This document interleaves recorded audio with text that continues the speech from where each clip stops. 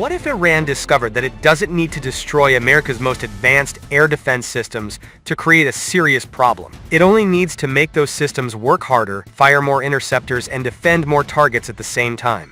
That appears to be one of the most important lessons emerging from the 2026 Iran conflict. Iran's missile and drone campaign has evolved. Instead of relying only on massive missile salvos, Iranian forces have increasingly experimented with smaller attacks, different launch timings, multiple target categories, and combinations of drones and missiles. The goal is not necessarily to overwhelm U.S. defenses in a single spectacular attack. The goal is to create constant pressure, and that could expose one of the most important weaknesses in modern air defense.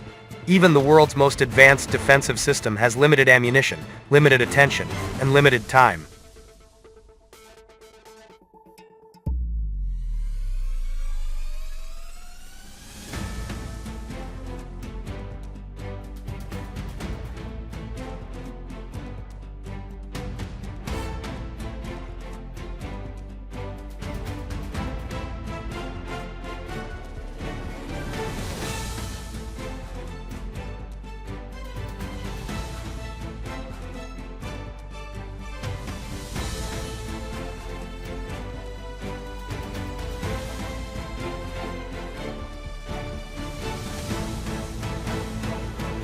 At the beginning of the conflict, Iran faced a huge technological disadvantage. The United States and its partners had advanced fighters, satellites, radar networks, Patriot systems, THAAD, naval air defenses, and other sensors.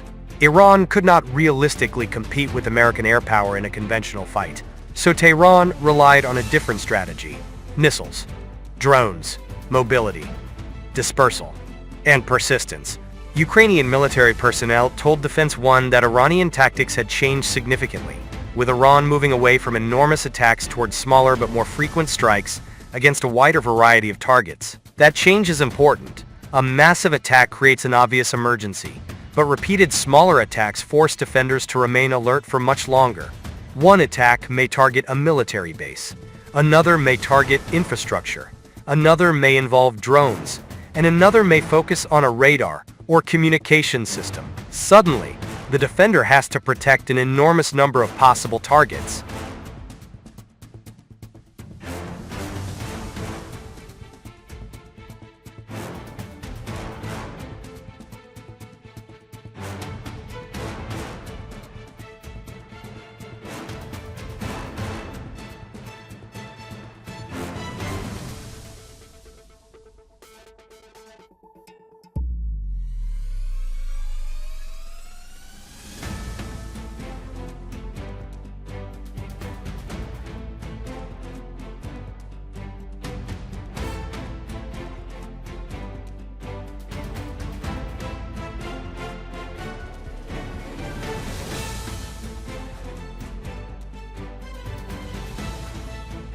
Iran does not necessarily need to destroy every Patriot launcher.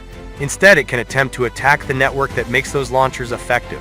Air defense depends on radar. It depends on communications. It depends on command and control. It depends on early warning. And it depends on the ability to identify a target quickly and assign the correct interceptor. Analysts at the Royal United Services Institute have pointed to Iranian targeting of radars, communication systems, airbase infrastructure, and aircraft. This creates a much bigger problem. Destroy one missile battery, and the defender may replace it. But disrupt the sensors and communications connecting multiple batteries, and the effectiveness of the entire network can be reduced. This is why modern warfare is increasingly a battle between networks rather than individual weapons, and this is where drones become extremely important. Iran's Shahed-style one-way attack drones are relatively inexpensive, compared with the advanced interceptors used to destroy them. The more important question is, how many can America afford to intercept, and for how long? And that may be the real lesson Iran's evolving missile and drone campaign is teaching the world. What do you think? Can Iran's new tactics seriously challenge U.S. air defenses, or does America still have enough technological and military superiority to overcome the threat?